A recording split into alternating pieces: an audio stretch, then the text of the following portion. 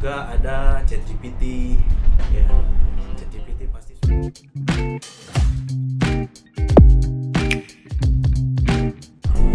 Selamat pagi Mr. dan Matthew. Jadi pada pagi ini tuh narasumber kita ada Mr. David dan juga Matthew. Bisa memperkenalkan diri masing-masing dengan profesi. Oke, perkenalkan, nama saya David Hartanto Kamani. Saya sebagai pengajar informatika kelas 8 SMP Dian Harapan Manado sampai dengan SMA di kelas 10, 11, dan 12. Ya, perkenalkan, nama saya Matthew Rafael Huminta Rambengan dan status saya di sini sebagai pelajar dan ketua OSIS SMA. Jadi kita di podcast hari ini kita bakalan tanya-tanya tentang AI berkaitan dengan tugas P5 kami. Jadi pertama-tama dari paling awal lah, kita ingin bertanya mengenai apakah narasumber familiar dengan yang namanya AI? Sudah familiar. Iya, familiar. Kalau menurut masing-masing dari Mr. David sama dari Matthew, apa sih AI itu? Mungkin mulai dari Mr. David.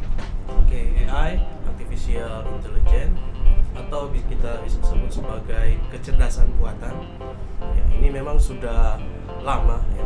Awal mulai itu ditemukan di tahun 1956 ya, AI yang sederhana, dan mulai trending itu baru-baru ini ya, setelah masa Covid itu mulai nge-boom karena ada AI yang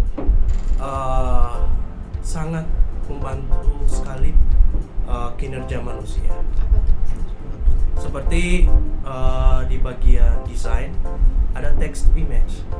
Kalau dari dulu orang kalau mau menggambar itu secara manual. Ya. Nah, untuk zaman sekarang sudah ada ya. Jadi kita tinggal menginputkan kata kuncinya saja, text to image ya. Jadi misalnya saya ingin logo perusahaan saya Hotel Manado gitu kan, misalnya Hotel Manado. Nah, kita nanti semakin spesifik kita kasih kata kuncinya, maka hasil gambarnya itu akan semakin bagus. Ya, itu text to image, ada text to video, ada text to presentation. Ya, untuk membuat presentasi itu sudah ada AI. Ya, seperti itu. Jadi kayak nggak perlu keterampilan, skill, jadi kayak lewat teks aja langsung menghasilkan sesuatu yang kita inginkan. Ya, betul sekali. Kalau dari Matthew? Ya, kalau saya sendiri sih secara pribadi merasa garis besarnya Mr. David sendiri sudah jelaskan. Tapi kalau dari saya, intinya AI itu kecerdasan buatan yang dibuat manusia dengan tujuan untuk membantu meringankan pekerjaan manusia. Oke. Nah, dari berdasarkan contoh yang telah Mr. berikan dan definisi dari Matthew dan Mr. yang telah Mr. dan Matthew berikan, nah, apakah ada dampak buruk dari AI, dari penggunaan AI di zaman ini yang sering digunakan oleh manusia dalam kehidupan sehari-hari? Mungkin Matthew bisa silakan. Gantian. Oh iya, oke. Mister lengkap. Oke, boleh Mister. Jadi kalau saya secara pribadi merasa kalau AI ini sangat berdampak baik dalam hidup kita ya. Dia sangat membantu, seperti yang Mister sudah sampaikan, kalau dari dulu itu sebenarnya AI sudah ada. Cuman mungkin baru belakangan ini aja booming. Kayak sebelumnya mungkin orang nggak tahu AI. Walaupun sebenarnya sudah ada AI dalam hidup mereka yang membantu mereka gitu. Jadi tentu saja kita tahu kalau dampak positif AI ini ada banyak sekali ya. Tapi kalau dampak negatifnya juga tentu saja sesuatu itu ada positifnya dan juga ada negatifnya. Dimana kalau saya sendiri sebagai siswa merasa kalau AI ini bisa berdampak buruk pada kompetensi dan juga pembangunan keterampilan dari murid. Jadi bisa dibilang berpengaruh ke kualitas SDM singkatnya. Karena kalau menurut saya dengan adanya AI ini orang-orang itu menjadi semakin dalam tanda kutip malas untuk mengerjakan sesuatu sendiri dan mungkin mengatur timeline juga. Karena mungkin tugas yang dulunya perlu mungkin 2 minggu misalnya untuk dikerjakan, bisa kok 1 malam AI selesai. Jadi kalau dari saya merasa itu akan sangat berpengaruh ke kualitas SDM kita ke depannya. Sebenarnya berkaitan yang Mr. David bilang tadi sih, yang kayak fitur-fitur yang membantu itu sebenarnya membawa dampak negatif juga. Ya. Mungkin bisa Mr. David bantu Nah, tambahkan. selain yang disampaikan oleh Matthew tentang time management ya, dampak buruk dari AI ya kita bisa lihat bersama ya, lapangan pekerjaan ya ada beberapa orang harus didepak, harus dipecat, harus dipecat Sudah karena apa? digantikan. Sudah digantikan oleh Iya. AI. Ya nggak usah jauh-jauh, kita lihat saja yang di Mantos.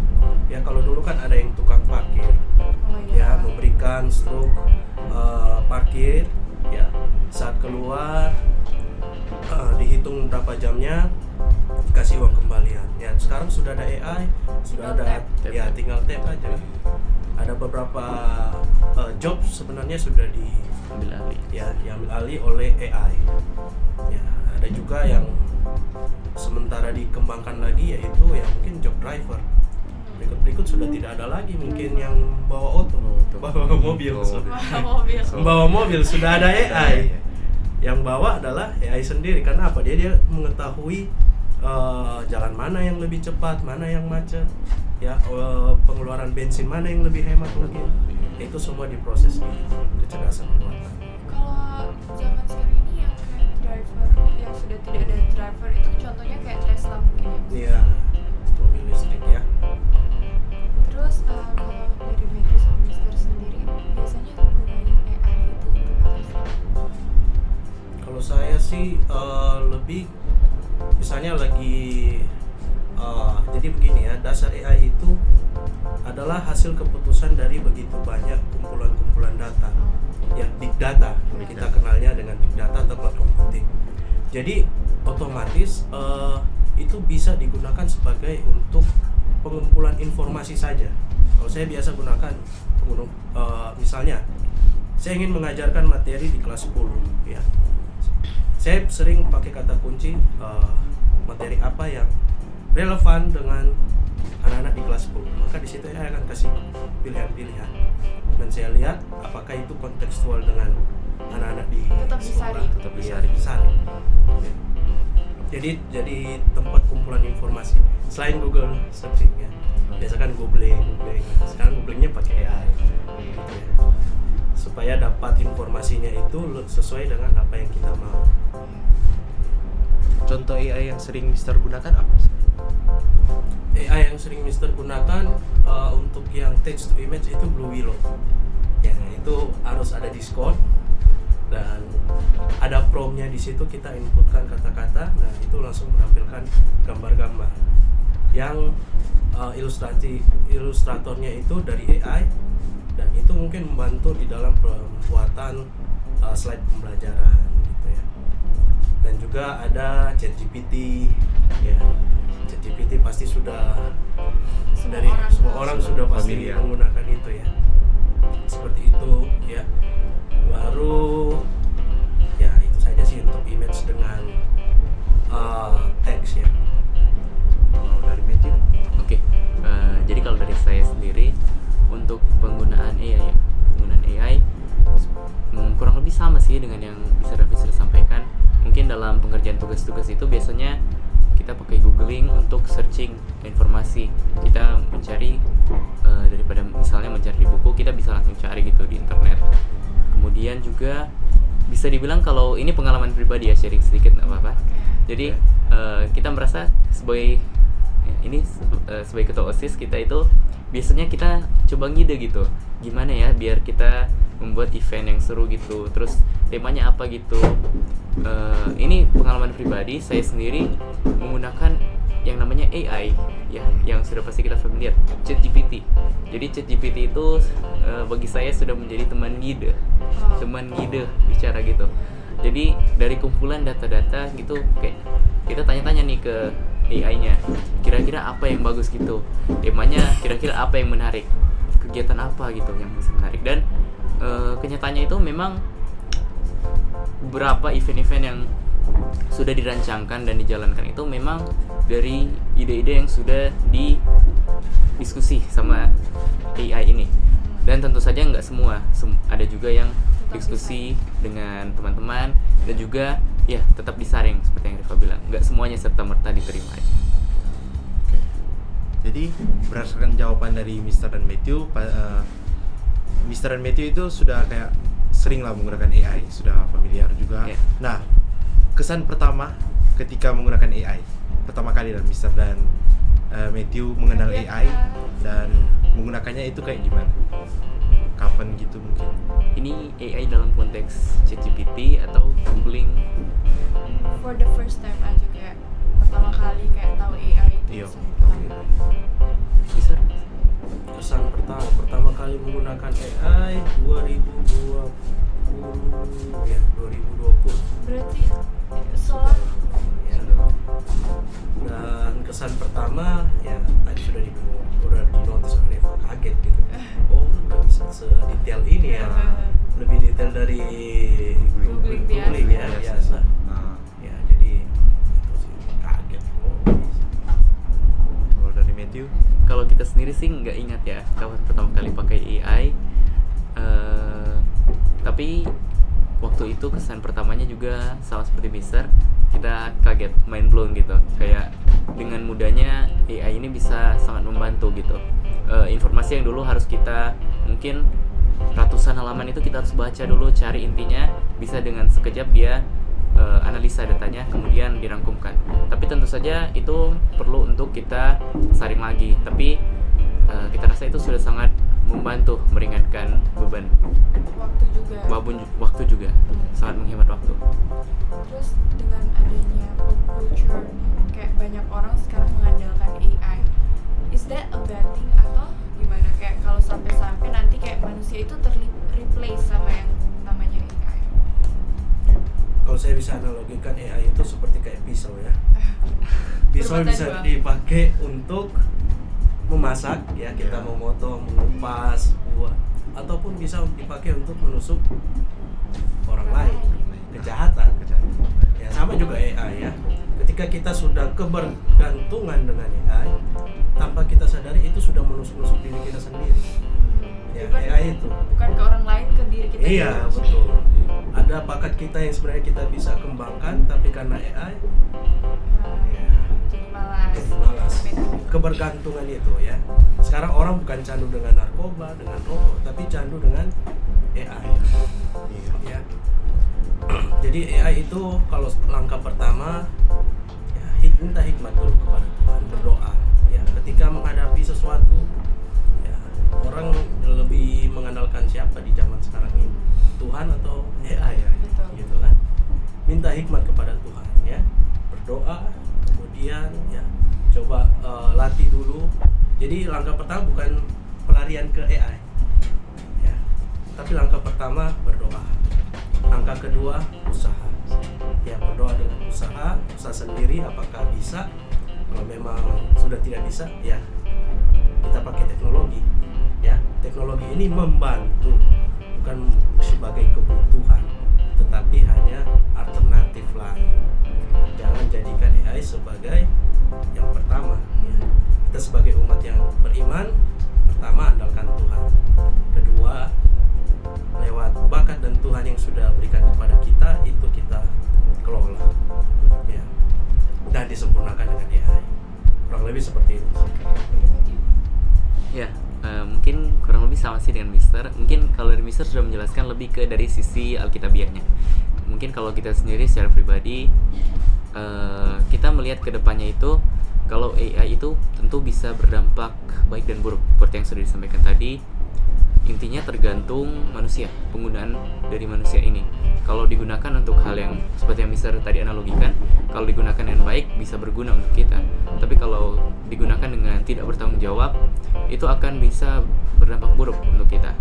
Nah, kalau menurut saya, AI ini bisa kedepannya memang ada dampak negatifnya, tapi ada dampak positifnya juga. Seperti misalnya dia memang mengambil alih pekerjaan gitu. Misalnya ibaratnya misalnya kuli bangunan itu mungkin kedepannya bisa saja digantikan oleh AI, robot begitu. Tapi kan walaupun dia mengurangi lapangan pekerjaan, ibaratnya itu dia mengambil pekerjaan yang beresiko untuk manusia. Karena kan pekerjaan kuli itu maksudnya pekerjaan berat jadinya sakit-sakitan, potensi penyakit banyak lah gitu. Jadi maksudnya walaupun dia mengambil lapangan pekerjaan, kita merasa kalau kedepannya AI punya potensi juga untuk membuka lapangan pekerjaan baru supaya manusia bisa lebih melakukan sesuatu yang what they love instead of what they had to do, daripada harus melakukan sesuatu yang kayak misalnya kuli bangunan. Kan maksudnya orang kerja kuli bangunan belum tentu dia mau jadi kuli bangunan, bisa saja karena tidak ada pilihan lain. Dan kita rasa dengan adanya AI ini juga bisa membantu itu batasan literasi yang justru buat orang-orang kerjanya itu kerja kayak kuli, mereka bisa melakukan sesuatu yang mungkin lebih mereka sukai gitu. Jadi kayak yang aku tangkap sih kayak itu mau bilang kayak AI itu bisa mendorong manusia itu buat berinovasi, lebih kayak berinovasi buat melakukan sesuatu yang bisa lebih dari itu. Oh, betul. Nah, mungkin sampai di sini saja kita hari ini. Mungkin dari Matthew dan Mister mungkin memiliki closing statement untuk teman-teman kita di luar sana dalam menggunakan AI ini, apa yang harus dibatasi dan dimanfaatkan dari AI. Tantangan anak zaman sekarang ya tadi ya, AI itu bisa jadi salah satu penyembahan berhala ya, kalau saya sebagai guru Kristen ya. Jadi ingat baik-baik, hikmat itu datang dari Tuhan. Jangan sampai posisi Tuhan digantikan oleh AI ya. Apakah rasa kagum kita dengan AI? Wih, boleh begini kan? kayak first Boleh impression begini ya. Mister pertama. Tapi bagaimana kalau ketika kita baca Alkitab? Iya. Ada nggak rasa itu? Iya. Kagum dengan Tuhan. Tuhan kok bisa ya selamatkan saya? Ya, dosa seumat manusia. Nah, rasa kagum itu apakah ada gitu ya? Jadi hati-hati saja. Ya. Jangan sampai iman kita digantikan dengan teknologi. Ya. Tetapi pakailah teknologi itu untuk sebagai penginjilan kita. Ya. Penginjilan kita menceritakan Kristus, ya, bagaimana Kristus begitu luar biasa memberikan hikmat kepada ya orang-orang ini yang menciptakan AI, ya, dan kita juga diberikan kesempatan untuk mengembangkan ya, bakat-bakat talenta kita, ya passion kita untuk kemuliaan nama Tuhan, sehingga kita akan kagum dengan karya Tuhan yang begitu luar biasa. Ya. Ingat, pertama Tuhan yang paling cerdas, bukan ya. Ya. Itu saja. Dari Matthew. Kalau dari kita sih kurang lebih sama dengan Mister sih, tapi yang jelas kita perlu untuk menggunakan AI dengan bertanggung jawab. Lalu kemudian AI itu kita harus tahu kalau memang diciptakan manusia, namun semuanya itu sudah diberikan dari Tuhan. Jadi saya yakin dan percaya kalau segala sesuatu yang Tuhan sudah berikan untuk kita harus kembalikan lagi sepenuhnya untuk memuliakan nama Tuhan. Jadi kita harus menggunakan AI untuk memuliakan nama Tuhan. Sekian dari saya. Oke, jadi mungkin podcast di hari ini kita akhiri. Ya. Terima kasih Mister dan Matthew sudah Terima kasih, menyempatkan sama-sama. waktu. Sama. Sampai jumpa di. Bye bye. Oke, thank you.